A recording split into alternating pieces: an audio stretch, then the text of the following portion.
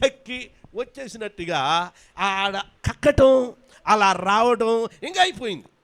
కడుపు పురం ఆరాటంతో, ఆతృతతో దేవుని సన్నిధికి రావటం కాదు, ఆసక్తితో రావాలి. హల్లెలూయా. నేను ఎప్పుడు అదే చెప్తాను, ఆసక్తితో రావాలి. దాని మాధుర్యాన్ని అనుభవించాలి, మకరందాన్ని ఆస్వాదించాలి. హల్లెలూయా. నీ ముఖము మనోహరము, నీ స్వరము మాధుర్యము, నీ పాదాలు అపరంజిమయము. యేసయ్యా నా ప్రాణ ప్రియుడా, మనగలనా నిన్ను వీడి క్షణమైనా, నీ ముఖము మనోహరము. హల్లెలూయా. ఆయన సౌందర్యాన్ని, ఆయన అందాన్ని మదిని తలపోసుకుంటూ, ఆయన కార్యాలను జ్ఞాపకం తెచ్చుకొని, ఆయన మేలులను తలపోసుకొని నువ్వు పుతంగా కూర్చొని ఏం చేయాలి? చేలుగుట్టినోడు అలా ఊయికాసేపు అటు ఎగురుతూ ఇటు ఎగురుతూ, అటు చూస్తూ ఇటు చూస్తూ, పల్లేరుగాయలు గుచ్చుకున్నాడు అలా అటు పోతూ ఇటు పోతూ, ఇటు పోతూ అటు వస్తూ, నువ్వు పుతంగా కూర్చునేది ఎప్పుడు? అసలు ఆ లోతులో దిగేది ఎప్పుడు? ఆమేన్, హల్లెలూయా.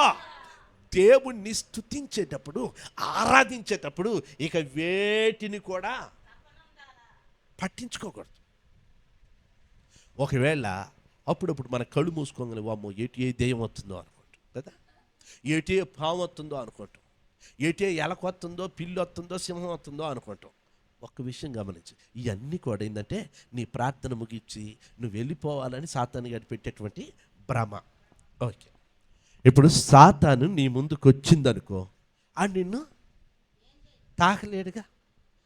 తాచుపామే పడగిప్పి బుసలు కొట్టుకుంటూ వచ్చిందనుకో, అని నిన్ను ఏం చేయలేడు కదా. ఒకసారి సాధు సుందర్ సింగ్ గారు ఒక గ్రామానికి వెళ్ళాడంట. ఆ గ్రామంలో పక్కాగా చాతబడి అండి మాంత్రిక శక్తులతో మూలుగుతుందంట ఆ గ్రామం కొన్ని ఏండ్లగా.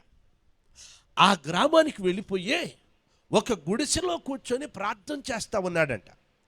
ప్రార్థన చేస్తూ ఉంటే ఆ ప్రార్థన పవర్ ఎవరికి తాకిందో తెలుసా?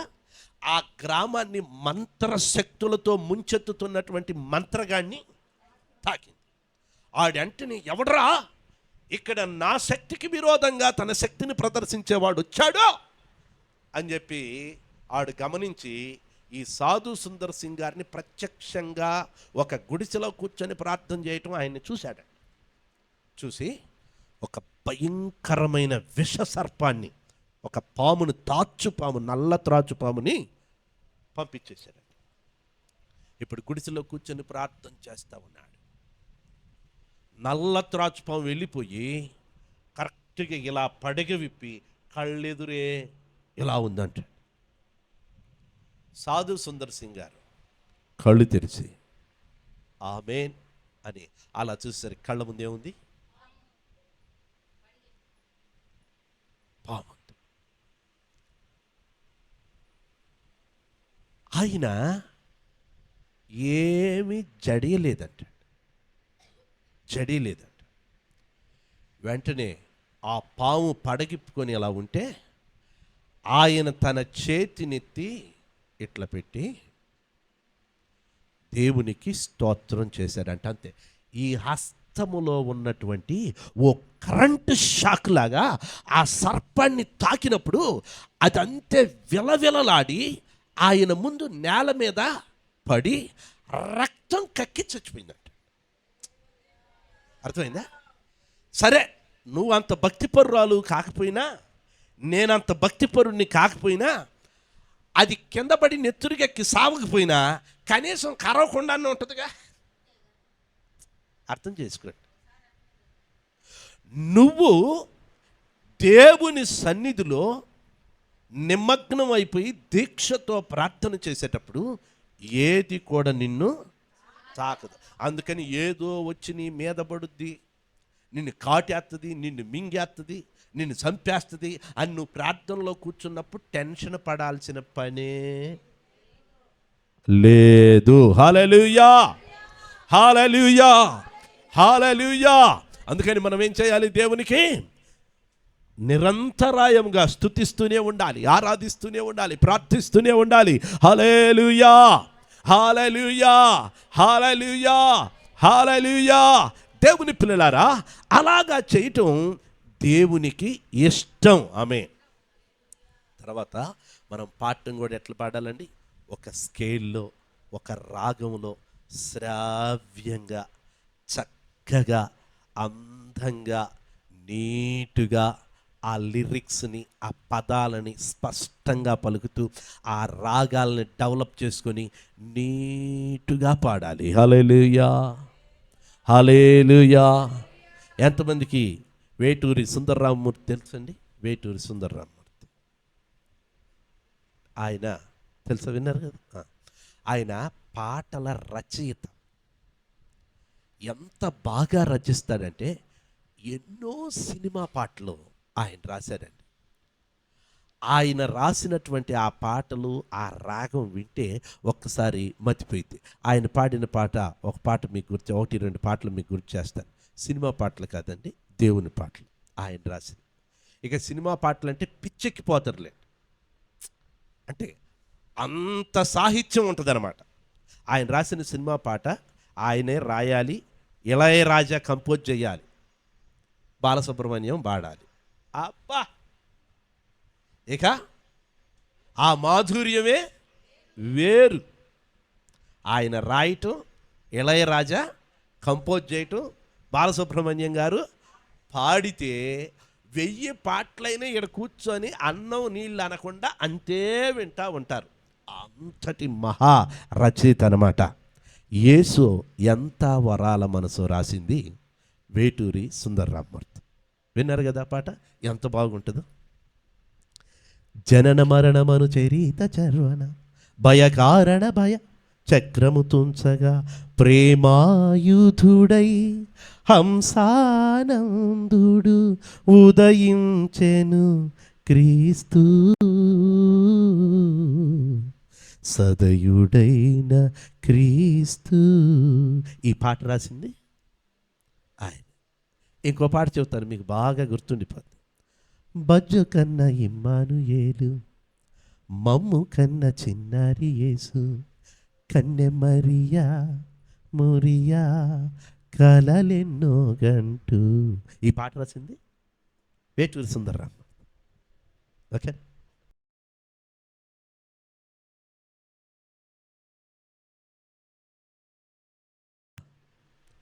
అసలు నువ్వు రాస్తే పాట అది ఒక వ్యక్తి చచ్చిపోయిందాక ఎన్నిసార్లు విన్నా కానీ విసుగురాదు. అంతటి అద్భుతంగా, శ్రావ్యంగా, సుందరంగా, వినసొంపుగా సాహిత్యాన్ని ఎలా సమకూర్చగలుగుతున్నావు, నీకు ఎలా సాధ్యమైంది అని ఆయన అడిగాడంట. ఆయన అడిగితే ఆయన అన్నాడంట, ఒరే పిచ్చోడా, అసలు శ్రావ్యం, అసలు సంగీతం, అసలు సాహిత్యం అంతా కూడా క్రైస్తవ్యంలో ఉందిరా, నా దగ్గర ఏమి లేదన్నాడంటండి వేటూరి సుందరరామమూర్తి. నిజంగా నాకైతే ఆ మాట విన్నాక ఆశ్చర్యం కలిగించింది. నేను వేటూరి సుందరరామమూర్తి సాంగ్స్ కూడా ఎప్పుడు వింటా ఉండేవాడిని. ఎందుకు వింటా ఉండేవాడిని అంటే ఆ సాహిత్యం, ఆ పదాలు కలయిక. ఏమండి, నింగికి నేలకి పెళ్లి చేస్తాడనమాట. హల్లెలూయా. ఆయన ఏం చేస్తాడండి? నింగికి నేలకి పెళ్లి చేస్తాడు. అంత అద్భుతమైన వర్ణన ఉంటుందండి ఆయన పదాలలో. హల్లెలూయా.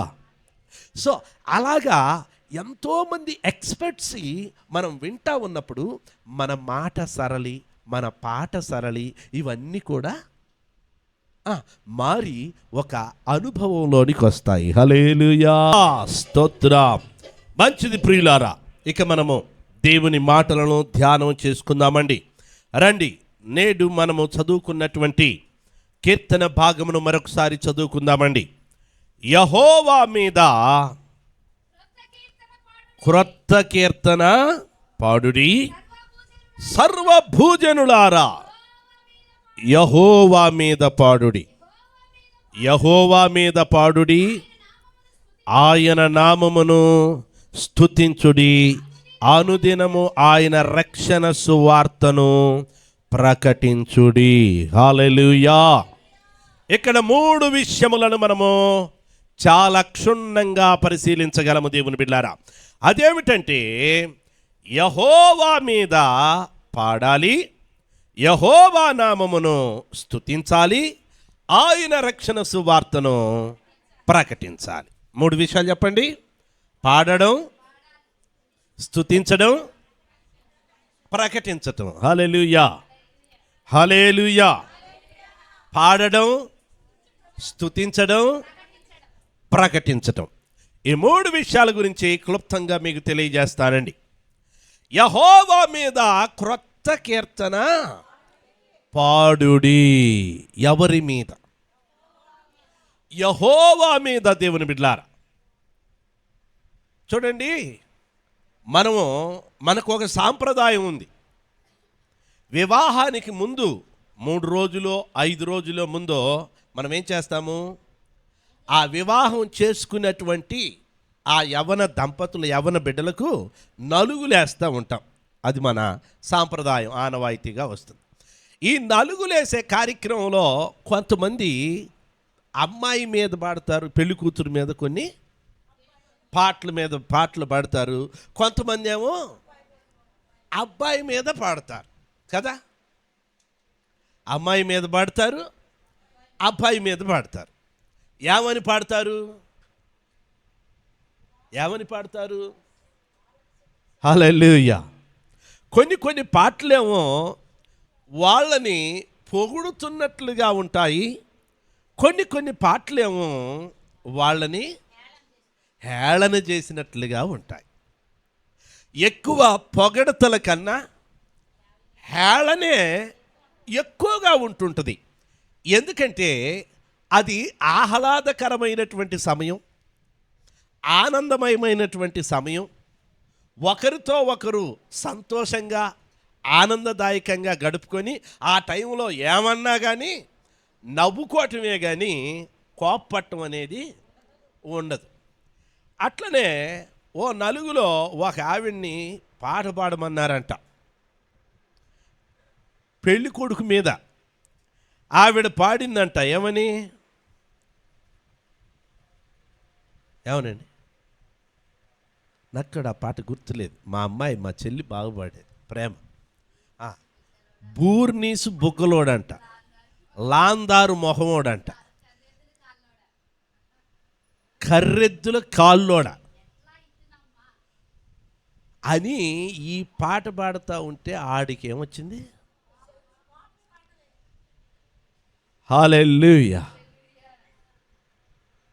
ఏమండి? బూర్నీసు బొగ్గులోడంట, లాంతారు మొహమోడంట. లాంతర్ ఎట్టుంటుందో తెలుసా? ఎట్టుంటుంది? బాగా ఇంతలావు నుండి గ్లాసు పెట్టేసి లాంతారు మొహమోడ, కర్రెద్దుల కాళ్ళోడ. ఎట్లా ఇత్తును ఇతనికి నా చక్కని చెల్లెలని అని చెప్పేసి పాడుతూ ఉంటే ఆడికి కోపం వచ్చి నలుగు మీద నుంచి లేచాడంటే. హల్లెలూయా, హల్లెలూయా. మనం ఒక్కొక్కళ్ళ మీద పాట పాడుతూ ఉంటాము, ఒక్కొక్కరిని దృష్టిలో పెట్టుకొని పాటలు రచిస్తూ ఉంటాము, ఒక్కొక్కరిని దృష్టిలో ఉంచుకొని కొన్ని కవితలు రాస్తాము, ఒక్కొక్కరిని దృష్టిలో పెట్టుకొని కొన్ని కొటేషన్స్ రాస్తాము. ఇక్కడ అంటాడు, యెహోవా మీద క్రొత్త కీర్తన పాడుడి. హల్లెలూయా, హల్లెలూయా. ఇప్పటికీ ఎవర్ గ్రీన్గా నిలవబడినటువంటి ఒక పాట ఉందండి. ఆ పాట ఎన్నిసార్లు విన్నా కానీ తనివి తీరదు, వినసొంపుగా ఉంటుంది. ఎంతో సుందరుడమ్మ తాను, నేనెంతో మురిసిపోయాను,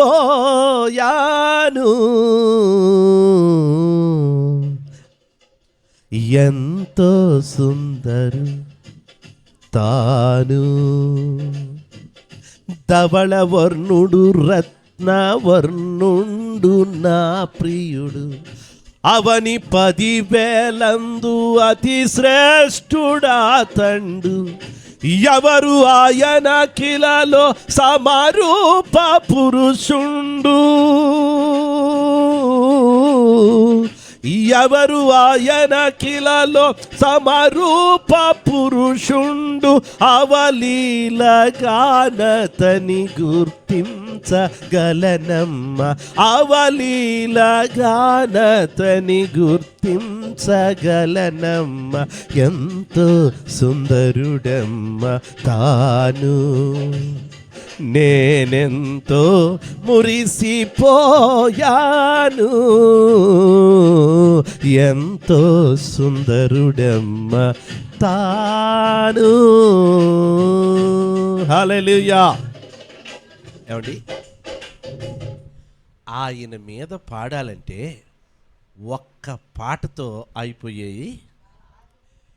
ఏ భూప్రపంచంలో ఏ దేవుడి మీద కూడా పాడనన్ని పాటలు ఎవరి మీద పాడారండి?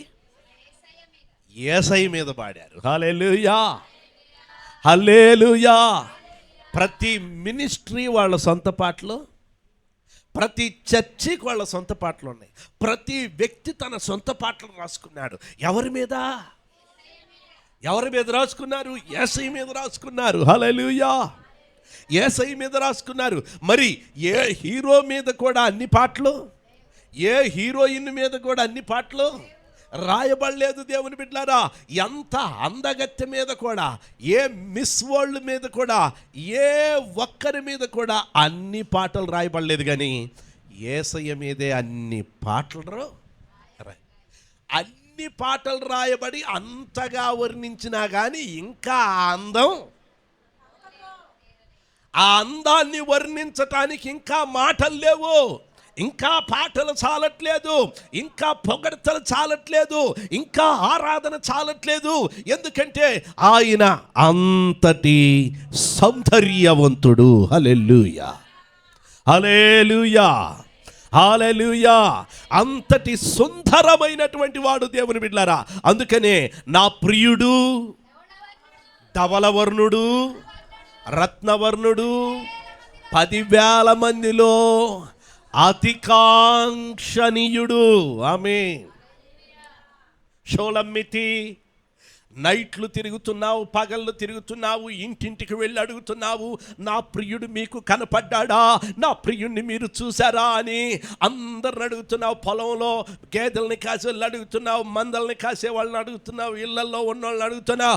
నీ ప్రియుని విశేషం ఏంటి, అసలు నీ ప్రియుని యొక్క స్పెషాలిటీ ఏంటి అని ఒక ఆయన అడిగితే, ఒక జనం అడిగితే ఆవిడంటుంది, నా ప్రియుడు ధవళవర్ణుడు రత్నవర్ణుడు 10,000 మందిలో అతి కాంక్షణీయుడు. హల్లెలూయా, హల్లెలూయా, హల్లెలూయా. నేను ఒక పెళ్ళికి వెళ్తే ఆ పెళ్లి కూతురు చాలా బాగుంది, అందంగా ఉంది. ఇక పెళ్లి కొడుకు ఎట్లున్నాడో నాకు తెలియదులే, కానీ నా పక్కన కూర్చున్నాడు ఒకటి అన్నాడు, ఈడు కొండ మీద మోతున్నట్టున్నాడు, ఈడికి ఎంత బాగా ఇచ్చారు రా పిల్లని అన్నారు. అంటే కొండ మీద మోత ఎట్లుంటుంది? ఇప్పుడు కొండలు లేవు కదా, కొండ మీద మోతుంటే తెలుస్తుంది, మీకు తెలుస్తుంది. రౌండ్గా నల్లగా గుంతగా ఉంటుంది అనమాట. ఓకే, హల్లెలూయా. చూసారా దేవుని బిడ్డలారా, ఈ సమయంలో మన దేవుణ్ణి వంక పెట్టడానికి ఏమీ కూడా లేదు. సో అటువంటి దేవుణ్ణి నువ్వు ఒక్క మాటతో నీ సమస్యలో వాడుకుంటున్నావు, కానీ నువ్వు పొగడటానికి మాత్రం నీ ఆపదలో వాడుకుంటున్నావు కానీ నువ్వు హెచ్చించటానికి మాత్రం వాడుకోవట్లే. నీ కన్నీళ్ళల్లో అక్కర్లో వాడుకుంటున్నావు కానీ నువ్వు ఆయన్ని ఆరాధించటానికి, నువ్వు ఆయన్ని గణపరుచుకోవటానికి, ఆయన్ని స్తుతించుకోవడానికి నువ్వు ఆయన్ని వాడట్లేదు. ఆయనకు దగ్గర అవ్వట్లేదు, ఆయన సన్నిధికి రావట్లేదు. దేవుని పిల్లలారా, హల్లెలూయా. అందుకని మనం ఏం చేయాలి? దేవుని సన్నిధానములో ఆయన్ని పొగడడానికి, ఆయన్ని ఆరాధించటానికి, ఆయన మీద పాటలు పాడటానికి రావాలి. హల్లెలూయా, హల్లెలూయా. ఆయన ఎవరంటండి? ధవలవర్ణుడంట, రత్నవర్ణుడంట. ధవలవర్ణం అంటే ధవళవర్ణం అంటే తెలుపు, తెల్లగా తగ మెరిసిపోతా ఉంటాడు. రత్నవర్ణం అంటే కెంపు, ఎర్రని రక్తవర్ణం, ఎర్రని రంగు, ఎర్రగా ఉంటాడు, తెల్లగా ఉంటాడు. హల్లెలూయా, హల్లెలూయా. ఆయన ఒక్కసారి చూస్తే మరలా హల్లెలూయా, హల్లెలూయా. కొంతమంది కొన్ని సినిమాలు ఎన్నిసార్లు చూసామంటే, ఆ సినిమాని నాకు తెలిసి 100 సార్లు చూసి ఉంటా. ఎందుకు?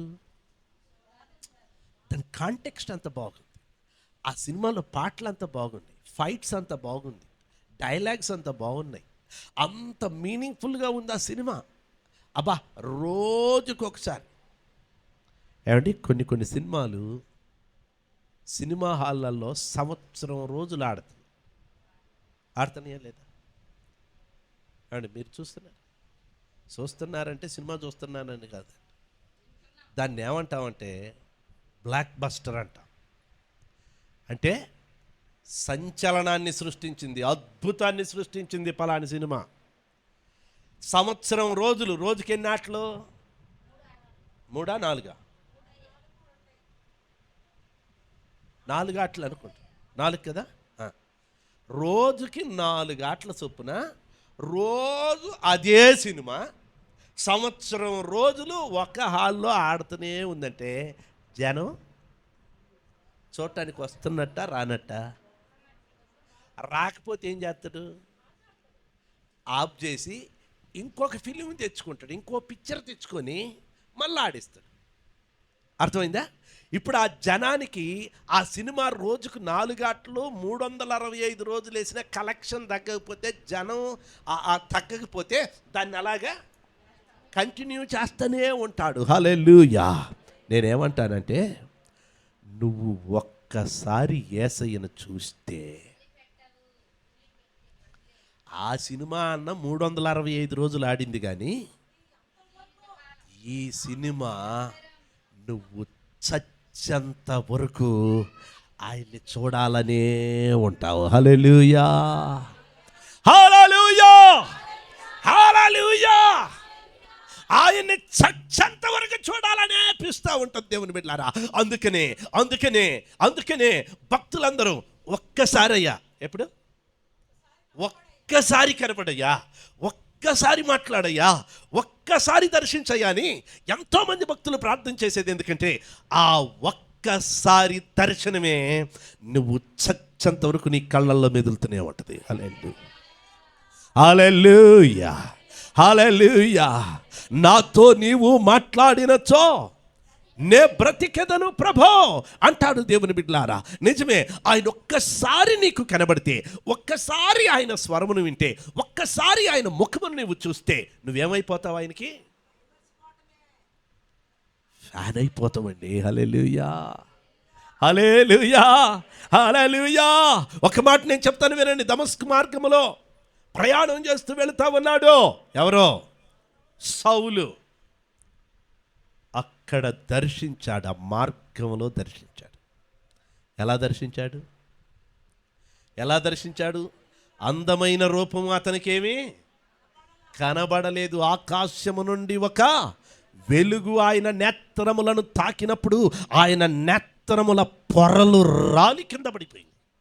హల్లెలూయా, హల్లెలూయా, ఇప్పుడేమయ్యాడు? ఏమైపోయాడు?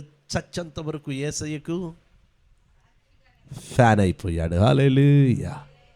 చెప్పండి అయ్యా, నిజంగా దేవుని బిడ్డలారా, మన జీవిత కాలంలో మనం ఒక్కసారైనా ఈ అనుభవాన్ని కలిగి ఉండాలి. యేసయ్యను ప్రత్యక్షంగా, ఆయన మహిమను కన్నులారా, ఆయన మాటలను చెవులారా వినేటువంటి ఒక అద్భుతమైనటువంటి అనుభవాన్ని నువ్వు ఒక్కసారన్నా చవి చూడాలి. ఒక్కసారన్నా రుచి చూడాలి.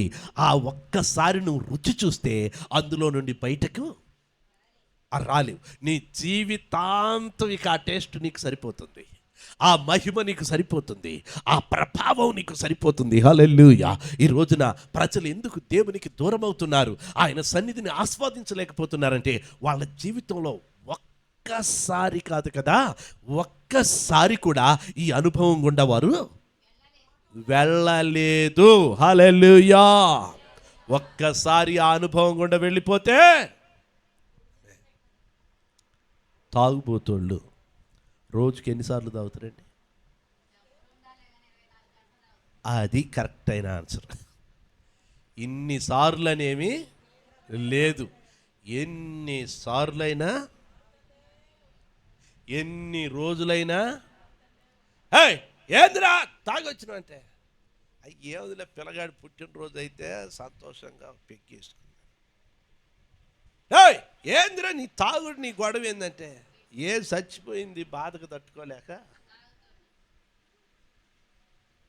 ఏందిరా నీ తాగుడు అంటే పెళ్ళి కాదు. ఏందిరా నీ తాగుడు అంటే పండగ కాదు. ఊరే బాధలో, ఏడుపులో, అప్పుల బాధలో, ఎవడన్నా తిట్టినా తన్నినా పెళ్ళికి, వీటన్నిటికి కూడా వాడికి ఒకటే, తాగుడే తాగు. వాడికి విరక్తే. హల్లెలూయా. అది మీరు ఒక్కసారి గనక వాసన చూస్తే మీ తలకాయ గంట సేపు పనిచేయదు. ఒక సుక్క గనక దాగితే కడుపులోదంతా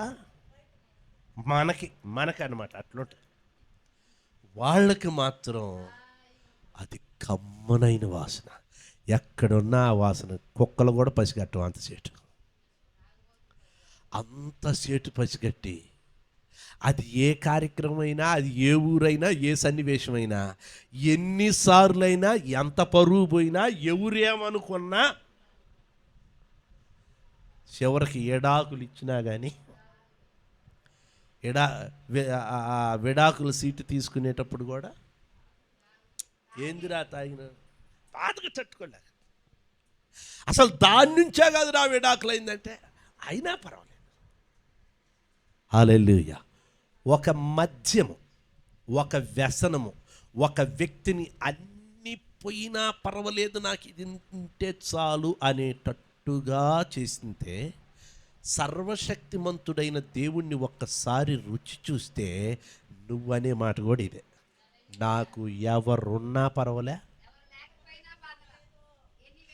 అది సావు రోజు ప్రార్థనే, ఏంటిది పెళ్ళి రోజు ప్రార్థనే, దినం రోజు, పుట్టినరోజు. నువ్వు అంత టేస్ట్ చూడలేదు కాబట్టి నీకు పెళ్ళికి పెళ్ళే, ప్రార్థనకి దీన్ని ఎగ్గొడతావు, దానికి వెళ్ళిపోతావు. సావుకి వెళ్ళిపోతావు, ప్రార్థన ఎగ్గొడతావు. దీని టేస్ట్ చూడలేదు. ఆడు తాగుపోతాడు చూడండి, అంత కండిషన్గా ఉంటాడు. ఆడు సిస్టమేటిక్గా తాగుడు కాడి, శవం కాడికి పోయి కూడా ఆడు ముందేం చేసుకుంటాడు, ఎత్తుకు సరౌండింగ్స్ ఉన్నాయి పచ్చినాడా, అదే అప్పటికి. ఎందుకంటే ఆడు రుచి చూశాడు, దానికి అడిక్షన్ అయిపోయాడు. నువ్వు కూడా దేవునికి, ఆయన ప్రసన్నతకి అడిక్ట్ అయిపోతే సందర్భం ఏదైనా నువ్వెందులో ఉంటావు? హల్లెలూయా. సన్నివేశం ఏదైనా, స్థితిగతులు ఏమైనా, పరిస్థితులు ఏమైనా నువ్వెందులో ఉంటావు? ఎంత అవమానమైనా. కొంతమంది ఇంటి పక్క వాళ్ళు ఆళ్ళు తిట్టుకుంటారు అనుకో, గుడికి రారు. ఏం చేస్తారండి? గుడికి రారు. వెళ్ళి అడిగామంటారు, ఏం మా సిస్టరు రావట్లేదు ప్రార్థన కంటే. ఇంకేం చెప్పేవులే పాస్టర్ గారు, కొద్దిగా మాకు పక్కన వాళ్ళకి గొడవైంది, ఆ ముఖం ఈ ముఖం చూసుకుంటా ఏమొద్దామని మేము. ఆమెకి ఏమకి అయిన వాళ్ళకి పెళ్ళి అయింది, ఆ పెళ్ళికి పోకుండా ఉంటావా ఏమండి? మీ అందరికీ అయిన వాళ్ళకి పెళ్ళికి పోతారా? ఆమెకి నీకు కలిపి డోక్రా లోన్ వచ్చింది 2-3 లక్షలు.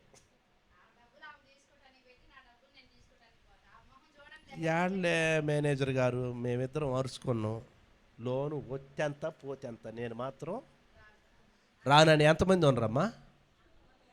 అనరా? మరి సిగ్గు లేదు? మీరు కొట్టుకున్నప్పుడు తిట్టుకున్నప్పుడు ఆమె వస్తే ఏం రాదు, ఏం వస్తే ఆమె రాదు, సిగ్గు లేదు? మనకు మనం తిట్టుకుందామండి. హల్లెలూయా. మనకు మనం కరెక్ట్ చేసుకుందామండి. హల్లెలూయా.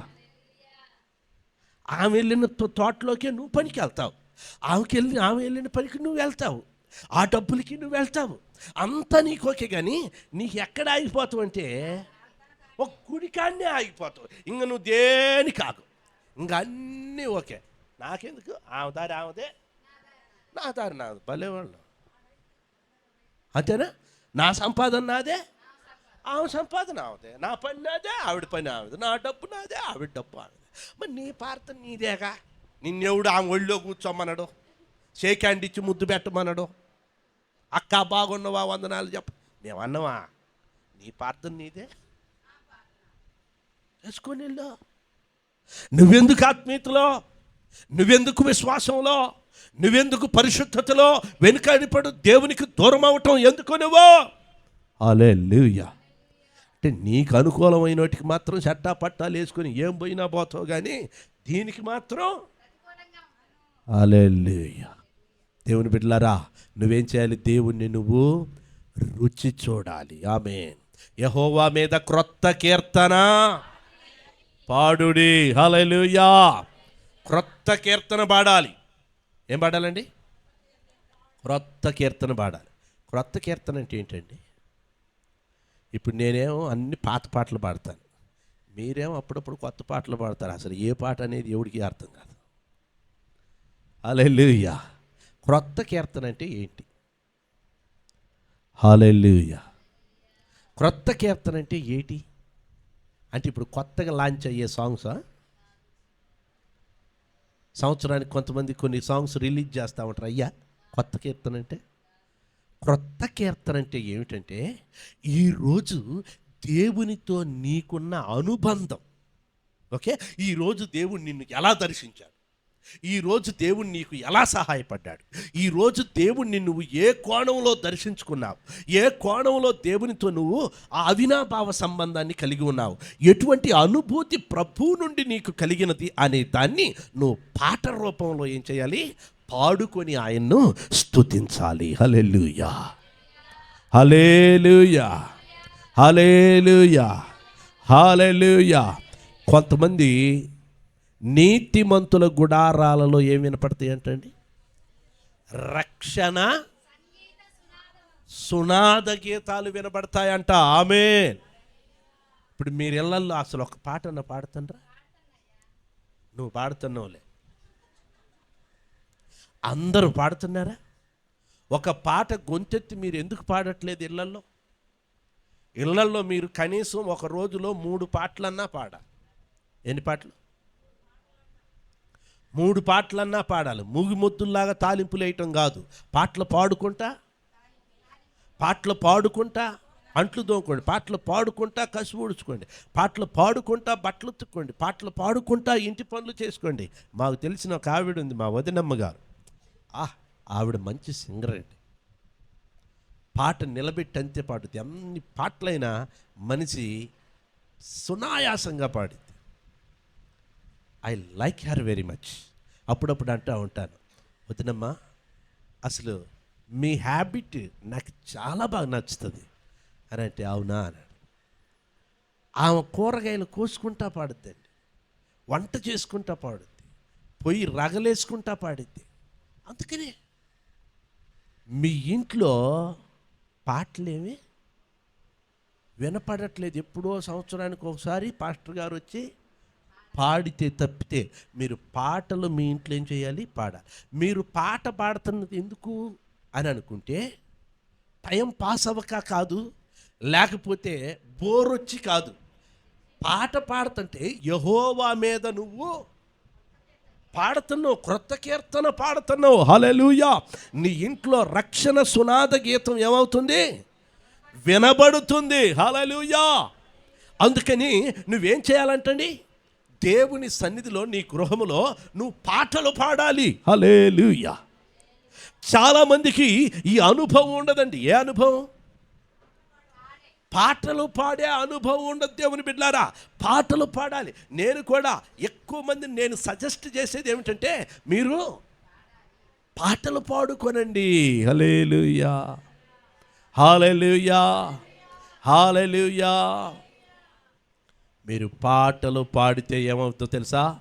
అప్పుడప్పుడు మీ ఇంట్లో మీరుండరు కదా, అప్పుడప్పుడు మీ ఇంట్లో మీరుండరు కదా, అప్పుడు మీరు పాడిన పాటలు ఆ ఇంట్లో ప్రతిధ్వనిస్తూ ఉంటాయి. ఎవరో పాటలు పాడినట్టుగా అనిపిస్తుంది. అర్థమైందా? అప్పుడు పక్కింటి వాళ్ళు అడుగుతారు, అక్క 2 రోజులు బట్టి నువ్వు ఇంట్లో లేవు, మాకేందో అచ్చం నువ్వు పాటలు పాడినట్టే ఆ ఇంట్లో నుంచి పాటలు వినపడుతున్నాయి అక్క. నీ బతుకు నువ్వు ఎప్పుడు పాడి ఎరగవు కదా, అందుకని ఏమి వినపడతాయి?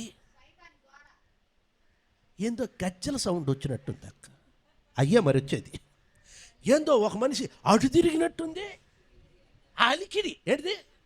నీ కొంపలో అలికిడి తప్పితే ఆరాధన ఏమన్నా వినపడుతుంది ఎవడికన్నా? దెయ్యాలు తిరిగిన అలికిడి, భూతాలు తిరిగిన అలికిడి, సత్తులు తిరిగిన అలికిడి. పాడుగాను నువ్వు పాడి ఆరాధిస్తే నువ్వు ఆ కొంపలో ఉన్నా లేకపోయినా నీ స్వరం నలు దిక్కుల నుండి ప్రతిధ్వనించి అది అలా పాడుతూనే ఉంటుంది. హల్లెలూయా, హల్లెలూయా. ఈ మధ్య నేను ఒక ఊరు వెళ్ళాను. ఆ ఊరిలో మీటింగ్ అయిపోయేసరికి 12:30 అయింది. భోజనం చేసుకొని మళ్ళీ నాతో కొచ్చేపుగా వాళ్ళతో మేము మాట్లాడుకొని పడుకునే టయానికి 2:30 అయిపోయింది. ఇక అప్పుడు పండుకున్నోడిని 5ంటికి లేచి ఆరాధన ఏం చేస్తా ఏమ్మా? 2:30 పండు. అది మీరు సందకాడ 7ంటికి బండితేనే మీకు 5ంటికి సోయి లేకపోతే హల్లెలూయా. నిన్నటి దెబ్బకి మీకు ఇప్పటికీ సోయికి రాపాయి. మేము రాత్రి సామానంతా తోలుకొని ఎక్కడ క్లియర్ చేసుకొని నేను ఇంటికి వెళ్ళేసరికి 1 గంట అయిపోయింది. అప్పుడు తలకు కాస్త కొబ్బరి నూనె పెట్టుకొని కొంచెం స్నానం చేసుకొని పడుకునేసరికి 1:30. మళ్ళీ లేచి మళ్ళీ పనులు చూసుకొని మళ్ళీ అన్ని పురమాయించుకొని సిద్ధపడి మరలా టయానికి వచ్చి హల్లెలూయా, హల్లెలూయా. ఇప్పుడేం చెప్తున్నాను నేను?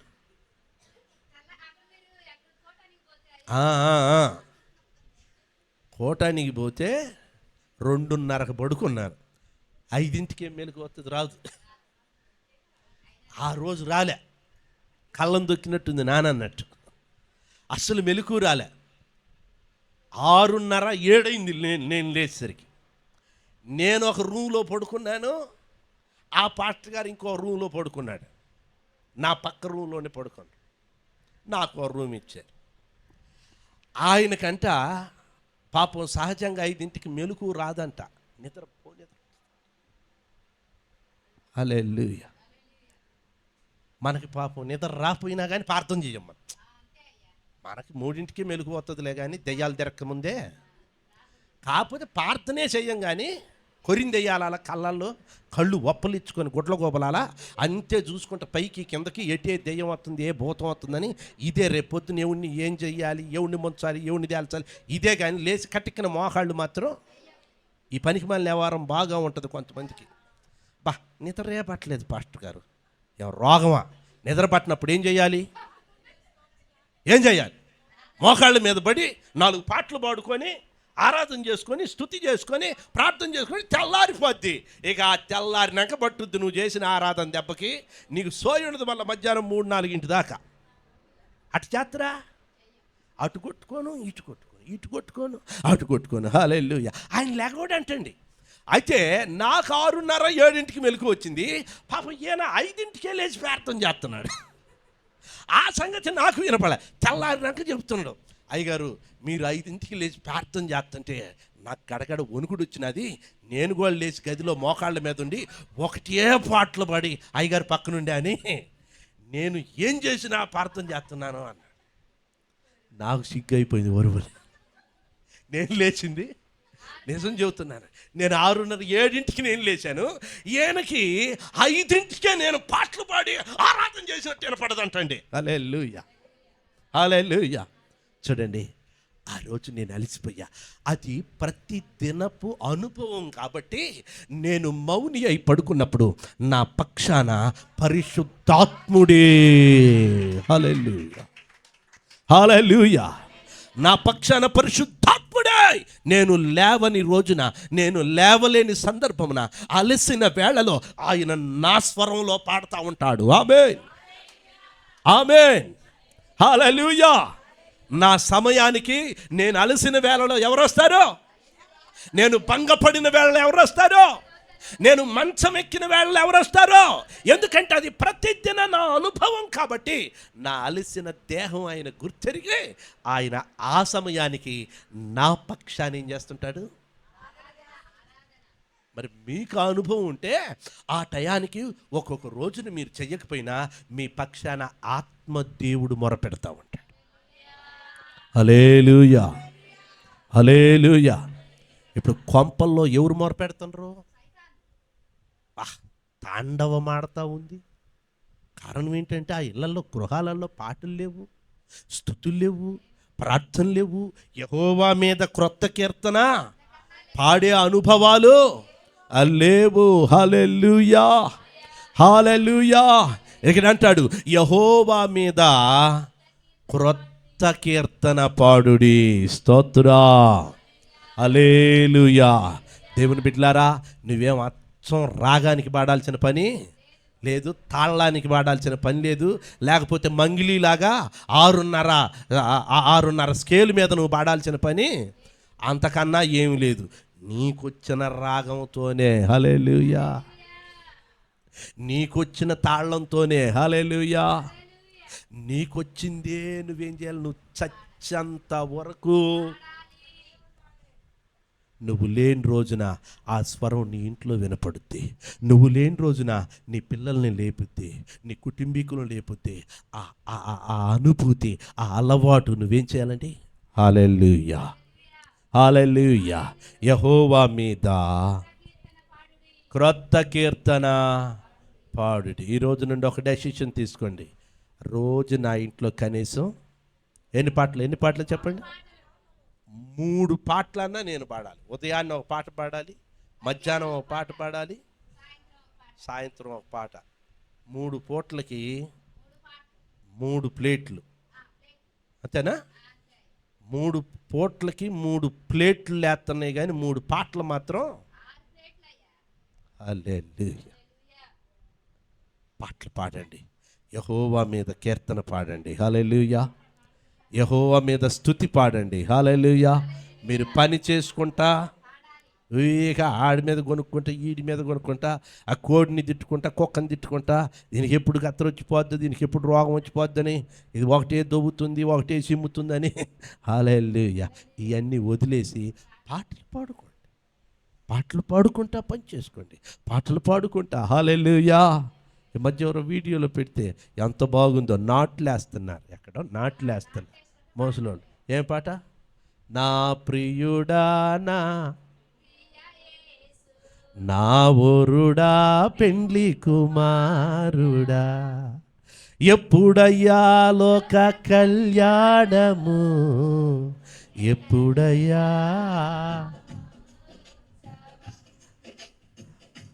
మధ్యాకాశమా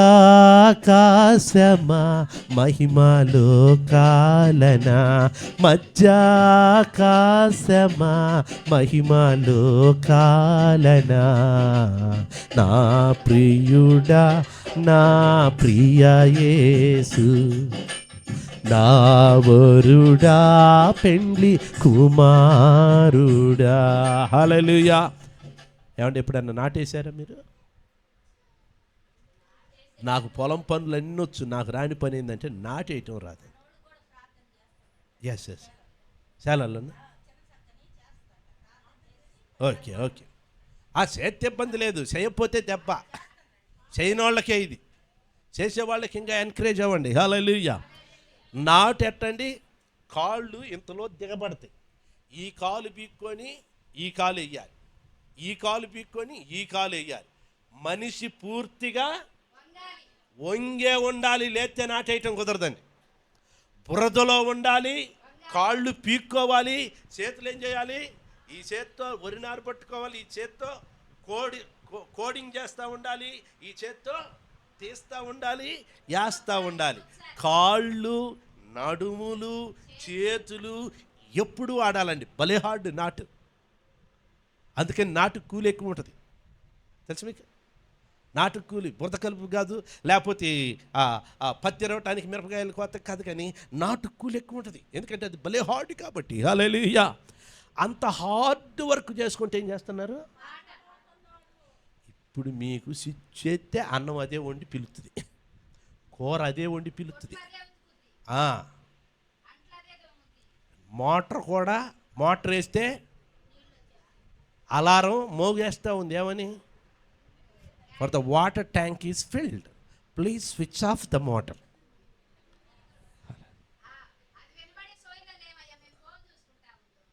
అది హల్లెలూయా. అన్నీ అయ్యే చేస్తున్నాయి, మన దేహానికి అసలు పనే లేదు. నీకు నోటి నుండి పాటే రావట్లేదు. ఇంకా మరి దేవుడు ఎన్ని లెక్కడుగుతాడండి ఒకసారి అది గమనించండి. ఈ తరం, మన తరంలో మానవుడు సుఖపడినంతగా మన ముందున్న ఏ తరంలో మానవుడు సుఖపడలేదు. అంత సుఖం మన తరంలో వచ్చింది. ఆమె నేను గోనె పట్లు కాళ్ళకు దొడుక్కొని దోమలు కొట్టకుండా నిద్రపోయిన సందర్భాలు చాలా ఉన్నాయి. నా చిన్నతనం వరి పొట్టు పక్కనేసుకొని పొగ పెట్టుకొని నిద్రపోయిన సందర్భాలు చాలా ఉన్నాయి. అంటే ఒక 30 ఏళ్ల క్రితానికి వెళ్ళిపోతేనే పరిస్థితులు చాలా దారుణంగా. కానీ ఇప్పుడు మన తరం దేవుడు కూడా అనుభవించిన ఐశ్వర్యాలను మనం అనుభవిస్తున్నాం. కానీ నోటి నుండి ఏమి రావట్లే, స్తుతి రావట్లే, కృతజ్ఞత వచ్చినవి రావట్లే. దేవా నీ కొందన.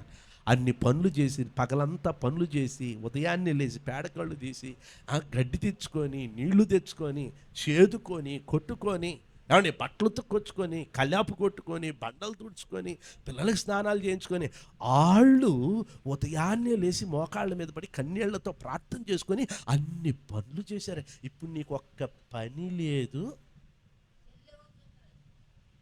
నిమిషం ప్రార్థన చేయటానికి నీకు తీరిక లేదు.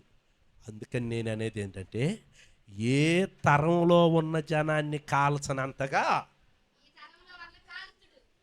కాల్చేది ఎక్కువ ఏ తరాన్ని అంటే ఈ తరానికి ఎక్కువ కాల్పుడు ఉంటుంది అన్నమాట. రోస్ట్ అంటారు దాన్ని. ఏంటి? బాగా రోస్ట్ చేసేది ఏ తరాన్ని? జాగ్రత్త సుమి.